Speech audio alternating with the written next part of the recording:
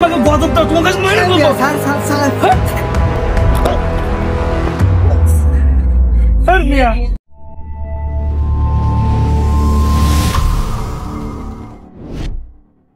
ইস কি দেরি হয়ে গেল রে, যাই তাড়াতাড়ি যাই।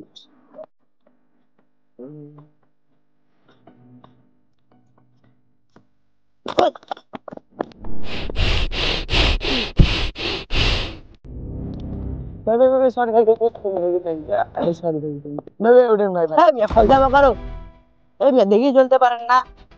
খালি আমারই দোষ নাকি? আপনারও তো দোষ, আপনি তো না দেখে আসলেন। আরে মিয়া, আমি কাজের জন্য যাচ্ছি, তো আপনি তো ঘুম ভাঙিয়ে দেখছেন, আপনার কাজ নাই দেখি আমার কাজ নাই। আপনার উপর আল্লাহ গজব করুক। আপনি আমার গজব দেন কেন? যান, আপনার সাথে কথাই কব না। যান, আপনারা যান। পাগল ছাগল লোকদের কোন জায়গা থেকে আসে।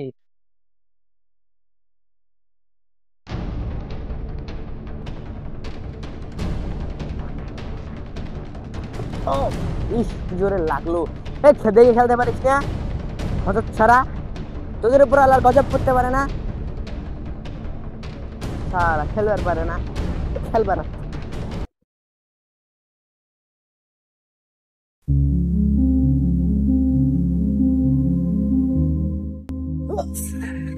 স্যার মিয়া এইভাবে কেউ ধাক্কা দেয়? আপনি তো ধাক্কা দিলেন মিয়া, আচ্ছা বেয়াদব আছো তুমি। এতবার শরীর নিয়ে মানুষ ধাক্কা দেয় কোনোদিন দেখছেন আপনি? তোমার মতো বেয়াদব আমি একটাও দেখি নাই। দেখলা না আমি এতে ফোনে কথা বলতেছি? আপনার ফোনের আমার কি লাগে? এতবার শরীর দানবের নান শরীরে বেয়াদব তো তুমি, তোমার মতো বেয়াদব আমি কাউকে দেখি নাই। লাগলো আপনি আর তুমি কি পাগল নাকি?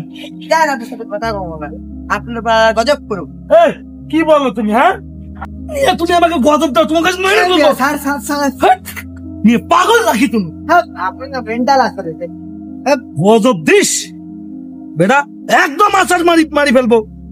এই শুন শুন শুন, এদিক শুন, কোটে পালাতেছিস? এই তুই মুখ গজব দিস, এত বড় সাহস রে তোর বাড়ি কোটে? হ্যাঁ গজব করুক, নিরবা মারতেছি। তুমি আলি ফেলবার মনে রে, গজব দিস তুই? হ্যাঁ দেখছি তোর বাড়ির শিক্ষার অভাব আছে রে।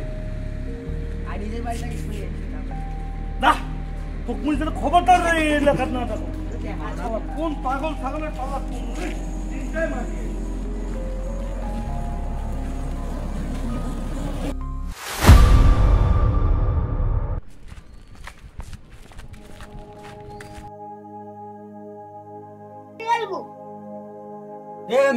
এদিকে শোনো, এদিকে শোনো।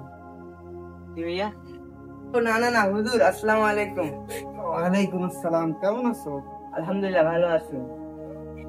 তোমার সাথে কিছু কথা ছিল। কেমন কথা? দেখলাম এখানে বাঙামারি করতে, তো আবার গজব করছে। আমি তো নিয়ে তো তোমাদের মনে মারামারি, তারপরে আরো তোমার নামে 2-3টা কমপ্লেন পাইলাম, কিন্তু মানুষকে গজব দেয়। আরে আমার তো এখানে দোষ ছিল না, ওই ভাইয়ের ওখানে দোষ ছিল। সে আমাকে হুদায় দোষারোপ করতেছিল, সেখানে তার দোষ ছিল, আমার তো সেখানে কোনো দোষই নাই। থাক না কেন, এটা তো একটা সমাধান আছে, আসলে সমাধান আছে না। তুমি গজব কি কোনো সমাধান? দেখো তুমি আরেকজনকে গজব দিচ্ছ, একটা তোমাকে উদাহরণ দিয়ে, একটা যদি তুমি বল দেয়ালের মধ্যে ছুঁড়ে মারো, বলটা কি দেয়ালে আটকে থাকবে? না, বলটা তোমার গায়ে থেকে চলে আসবে না? হ্যাঁ তুমি যদি ঠিক তেমনই কাউকে গজব দাও, সেই গজবটা আর কি তোমার গায়ে আগে আসি করবে। আল্লাহ তাআলা আর কি, তুমি যদি কারোর জন্য ভালো চাও, সেই ক্ষেত্রে আল্লাহ তাআলা ওই জিনিসটা আগে তোমাকে দেবে, তারপরে তাকে। আর যদি তুমি কারো খারাপ চাও, যদি কাউকে গজব দাও, তাহলে সেই গজবটা উল্টা তোমার শরীরে আসি আগে পড়বে। দেখবা তোমার অনেক খারাপ সময় যাবে, তোমার সময়টা ভালো যাচ্ছে না, যাচ্ছে কি? তুমি আরেকজনকে যখন গজব দিবা ইয়া করবা, সেই ক্ষেত্রে তোমার সময়টা দেখবা খারাপ হয়ে যাবে এমনি। বুঝতে পারছো আমার কথা? আল্লাহ হুজুর, কালকে আর না পরশুদিন আর এবং তার আগের দিন দুইটাকে গজব দিছিলাম। তারপরে একটা মোটা হাতির কাছে পড়ছি, তাকে ইচ্ছা মতো গজব দিছি, আর সে যে ডাং ডাঙাইছে, মরতে মরতে পারছি, তারপরে তাকে গজব দেওয়া ছাড়িনি। দেখছো, তুমি আরেক 2জনকে গজব দিয়ে বেঁচে ফিরে আসছো, কিন্তু 3য় জন তোমাকে ধরছে।